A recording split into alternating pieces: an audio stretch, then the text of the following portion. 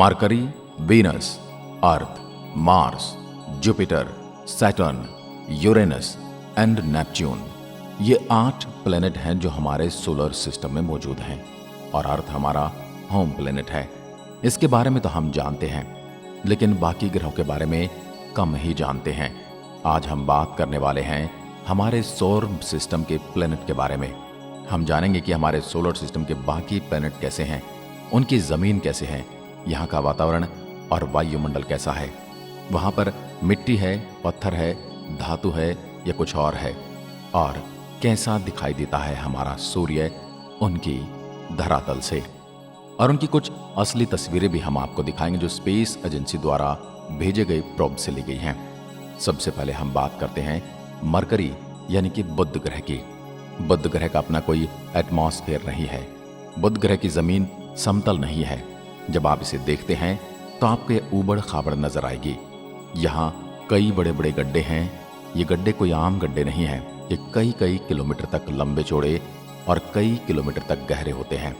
इन गड्ढों के बनने की वजह वैज्ञानिकों के मुताबिक धूमकेतु और क्षुद्र ग्रह की बुध ग्रह की टक्कर को मानते हैं। वैज्ञानिकों का ये मानना है कि बुध ग्रह की सतह पृथ्वी के चांद की सतह से काफी मिलती जुलती है। बुध ग्रह की सतह पर सबसे बड़ा गड्ढा जो अभी तक वैज्ञानिकों ने खोजा है, उसका व्यास करीब 1500 किलोमीटर का है। बुध ग्रह के वायुमंडल में कोई मौसम ऐसा नहीं पाया जाता, इसलिए यहाँ तापमान भी धरती के तापमान की तरह नहीं होता। यह दिन के समय का तापमान 450 डिग्री सेल्सियस तक पहुंच जाता है। तो चलिए अब बात कर लेते हैं दूसरे ग्रह की, जो बुध के बाद सूर्य के सबसे निकट आता है, और यह वीनस यानी शुक्र ग्रह। और यही वो ग्रह है जिसे सौरमंडल का सबसे गर्म प्लेनेट कहा जाता है। शुक्र ग्रह का वायुमंडल कई किलोमीटर मोटी सल्फ्यूरिक एसिड के बादलों की परतों से ढका है, और इन्हीं बादलों की वजह से शुक्र ग्रह की सतह भी आसानी से दिखाई देती है। यहाँ के एटमॉस्फेयर में 96% कार्बन डाइऑक्साइड मौजूद है, जो ग्रीन हाउस गैस इफेक्ट पैदा करती है, और इसी एटमॉस्फेयर की वजह से सूर्य की गर्मी वातावरण से बाहर नहीं जा पाती, और इसी वजह से यह सबसे गर्म प्लेनेट माना जाता है। और इसकी सतह का तापमान 464 डिग्री सेल्सियस तक पहुंच जाता है। शुक्र ग्रह पर कई ज्वालामुखी भी मौजूद हैं। यहाँ की सतह चट्टानों और ज्वालामुखी से निकले लावे से मिलकर बनी है। यहाँ की सतह का 60% हिस्सा ज्वालामुखी के लावे से बना हुआ है। तो चलिए दोस्तों, अब इस सफर को थोड़ा आगे बढ़ाते हैं। अब चलते हैं मंगल ग्रह पर। यह सूर्य से चौथे नंबर पर आता है। अब आप सोच रहे होंगे कि तीसरे प्लेनेट का क्या हुआ, तो बता दें कि सूर्य के तीसरे नंबर की दूरी पर हमारी पृथ्वी आती है, जिसकी सतह के बारे में आप जानते हैं। तो हम सीधा मंगल पर आते हैं। इस प्लेनेट की सतह लाल है, और इसी वजह से इसे लाल ग्रह भी कहा जाता है।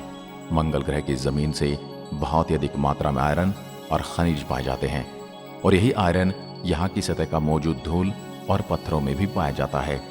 आयरन के खनिजों का ऑक्सीकरण होने की वजह से यहाँ की सतह लाल हो गई है, जिसे आप जग या हेमेटाइट के रूप में जान सकते हैं।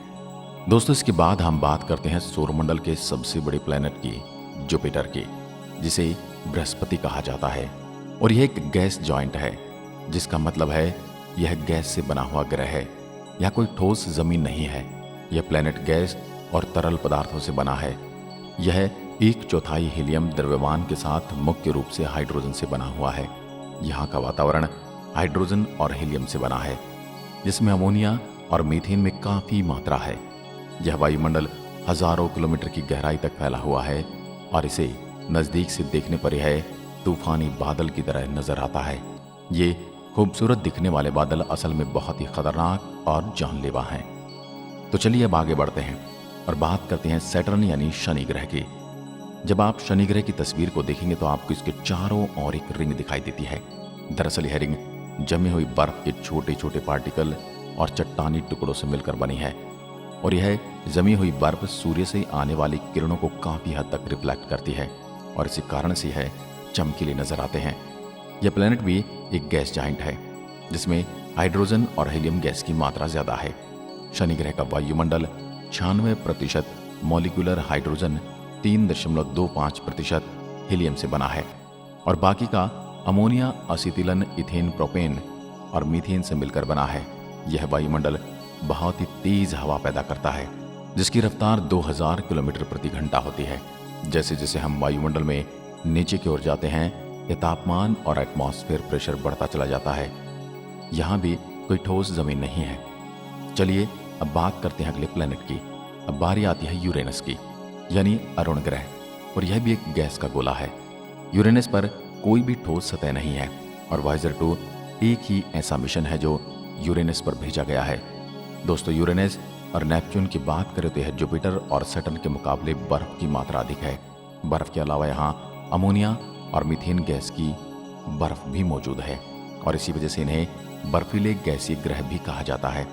यूरेनस के एटमॉस्फेयर में 83% हाइड्रोजन, 15% हीलियम और 2% मीथेन गैस मौजूद है। यूरेनस का वायुमंडल बाकी सभी प्लैनेट से काफ़ी ज़्यादा ठंडा है। यहाँ का औसत तापमान -224 डिग्री सेल्सियस है। मीथेन गैस सूर्य से आने वाली सभी लाल किरणों को अवशोषित कर नीले रंग को दर्शाता है और यह प्लैनेट नीला दिखाई देता है। अब बारी आती है सौरमंडल के अंतिम ग्रह यानी नेपच्यून की। दोस्तों, इस प्लैनेट के आसपास भी रिंग हैं। अब तक इस प्लैनेट के 5 रिंग की खोज हो चुकी है, लेकिन नेपच्यून की रिंग सैटर्न की रिंग की तरह चमकीली नहीं है। ये रिंग धुंधली और काफ़ी पतली भी है।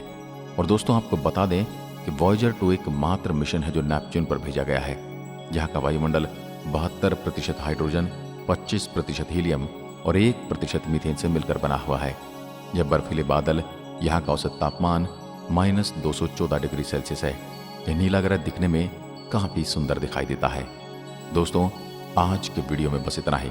अगर वीडियो पसंद आया हो तो लाइक कीजिए और ऐसी वीडियो देखने के लिए हमारे चैनल को अभी सब्सक्राइब जरूर करें।